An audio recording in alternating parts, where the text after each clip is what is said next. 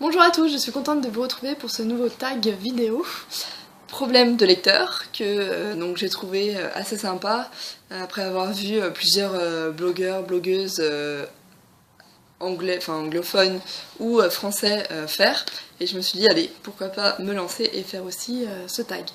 Donc ce tag a été créé donc par Cathy-tastic et a été repris en français par le blog Moody, donc je vous mettrai en barre d'infos le lien vers les différentes vidéos.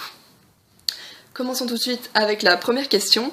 Tu as 20 000 livres dans ta palle, comment décides-tu de ta prochaine lecture?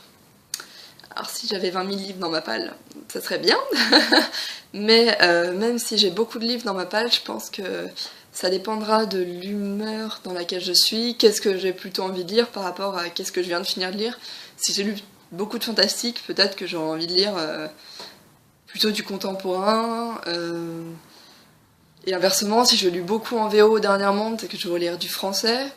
Donc voilà, ça dépendra beaucoup de l'humeur dans laquelle je suis, dans l'humeur dans laquelle je suis, et de mes lectures précédentes, et puis peut-être aussi qu'après ce serait la couverture, voilà, peut-être la couverture ou le titre, quelque chose que le livre a un petit plus qui me, voilà, sur le moment me dit allez, je prends celui-là, et c'est celui-là que je choisis parmi les 20 000. Deuxième question, tu as lu la moitié d'un livre et tu ne l'aimes pas. Tu abandonnes ou tu continues? Et il y a plusieurs mois, je pense que j'aurais dit je continue, je me force parce que j'aime pas acheter un livre et puis m'arrêter à quelques pages, même à la moitié. Mais maintenant que j'ai plus de livres dans ma palle, et que je pense qu'il y en aura toujours un qui me tentera plus que celui sur lequel je suis,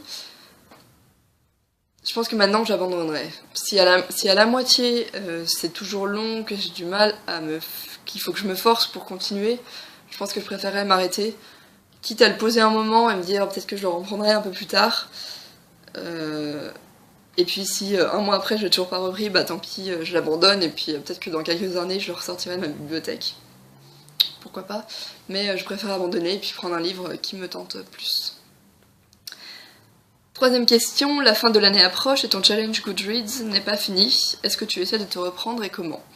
Alors cette année, j'ai pas fait de challenge Goodreads. En fait, moi j'étais inscrite sur Goodreads, donc forcément. Et comme là c'est bientôt la fin de l'année et que je sais pas combien de livres j'ai lu depuis le début de l'année, bah j'avais pas envie de lancer un challenge. Je pense que j'en ferai plutôt un l'année prochaine. Mais imaginons que je me sois lancé un challenge et que là maintenant il me reste peut-être 10 livres à lire pour avoir ce challenge. Je pense que je me forcerai pas, parce que j'ai pas envie de me dire allez, il faut absolument que je finisse tant de livres pour arriver au bout. Je continuerai à lire à la vitesse à laquelle je suis. Si j'ai pas trop envie de lire, bah, je me forcerai pas à lire plus de livres, parce que je pense que ça serait peut-être gâcher mes lectures que vouloir aller trop vite en fait. Parce que si je me force à lire alors que j'ai pas envie de lire plus que ça va je vais avoir une mauvaise opinion du livre que je suis en train de lire, alors qu'en fait c'est pas du tout à cause du livre, c'est plutôt à cause de moi qui me force à aller plus vite. 4. Les couvertures d'une saga que tu aimes ne se ressemblent pas, comment gères-tu ça? Bah, je suis d'abord énervée, parce que bah, c'est toujours plus joli dans une bibliothèque d'avoir des couvertures qui se suivent, et c'est toujours embêtant quand on a les mêmes couvertures, puis un livre qui change de taille, ou qui change complètement de tranche de couverture, voilà, c'est pas forcément très joli, c'est pas forcément super sympa pour ceux qui ont acheté les premières éditions, et puis que le troisième tome il sort dans une autre édition alors que bah il y en avait une avant quoi, pourquoi pas continuer sur la même. Mais je pense que je rachèterai pas les livres, je me dirais bah tant pis, j'achète, je suis énervée, ça m'énerve, mais ça fera pas beau dans la bibliothèque, mais tant pis, parce que racheter tous les livres, même s'il y en a qu'un, pour avoir tout pareil dans la bibliothèque, je préférais garder l'argent pour m'acheter un nouveau livre, d'une autre saga, un autre standalone, plutôt que voilà, l'utiliser pour acheter un livre que j'ai déjà. Ouais, je pense que je ferais ça. 5. Tout le monde aime un livre que toi tu n'aimes pas, à qui en parles-tu? Eh bah à personne.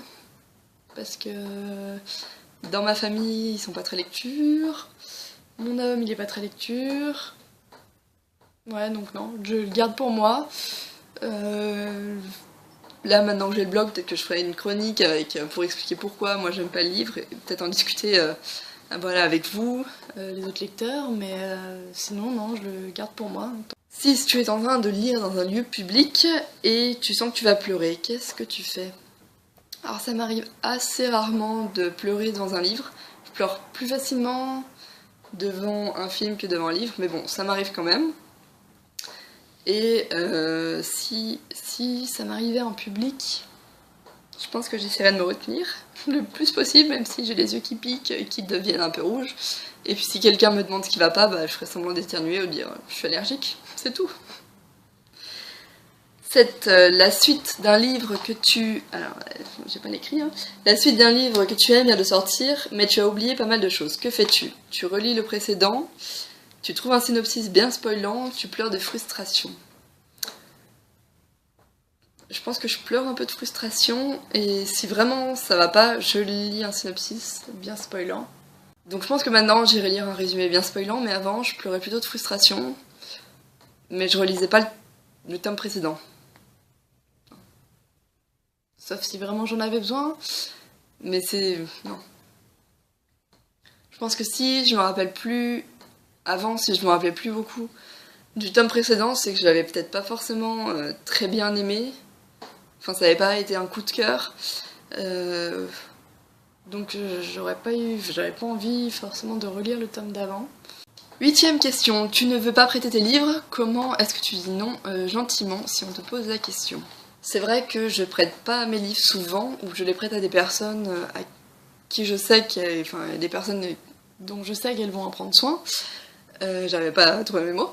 Parce que j'aime pas quand on abîme mes livres, voilà. Et donc si jamais on me demande et que je sais que la personne n'en prend pas soin, je pense que je dirais que je prête pas mes livres. Je pense que c'est le mieux. Ou... non, je dirais que je prête pas mes livres. C'est mieux. Deuxième question. Tu as choisi et reposé 5 livres le mois passé. Comment gères-tu la panne de lecture? Panne de lecture, ça m'est jamais vraiment arrivé, mais je pense que si j'en avais une, je reprendrais des livres de ma bibliothèque dont je suis sûre que j'ai adoré, qui étaient vraiment des coups de cœur, et qui me permettront de me remettre à aimer lire, à avoir envie d'ouvrir, de tourner les pages, d'ouvrir de nouveaux livres. Et donc je pense que je relirai peut-être sûrement des Harry Potter, des Twilight, et puis peut-être d'autres sagas, mais je pense que Harry Potter, c'est la saga la plus sûre, celle qui me redonnerait envie de lire si j'avais une panne de lecture.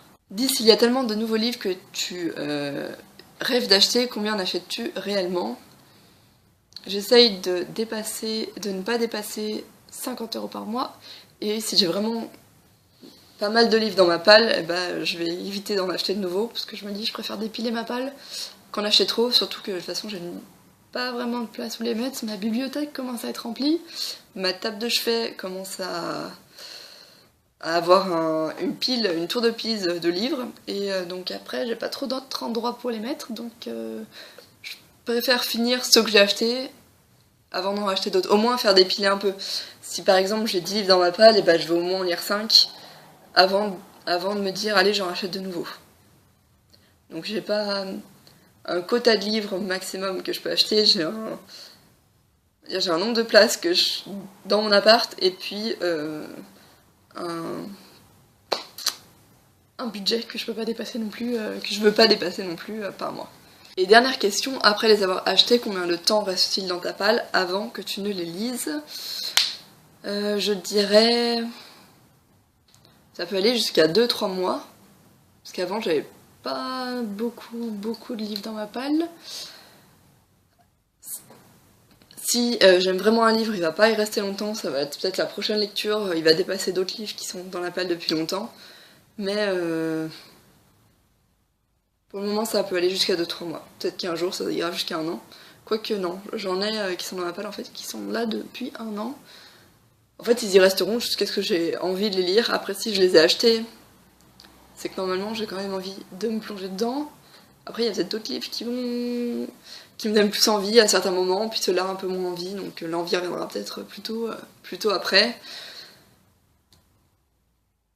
Ouais, ça peut aller jusqu'à 1 an. Je vais essayer de pas dépasser 1 an quand même, parce qu'après... Après c'est dommage, après l'envie, je pense qu'elle part un peu. Je vais essayer de me max 1 an dans ma palle. Voilà, c'est la fin de cette vidéo. Merci beaucoup donc de l'avoir regardée.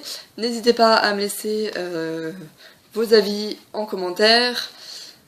Qu'est-ce que vous aurez répondu à certaines questions? Est-ce que vous aussi vous avez fait ce tag vidéo? N'hésitez pas à me laisser le lien que je puisse aller voir aussi vos réponses, ou même le tag écrit si vous avez écrit ce tag sur votre blog. N'hésitez pas, je serais ravie d'aller voir toutes vos réponses à ces questions.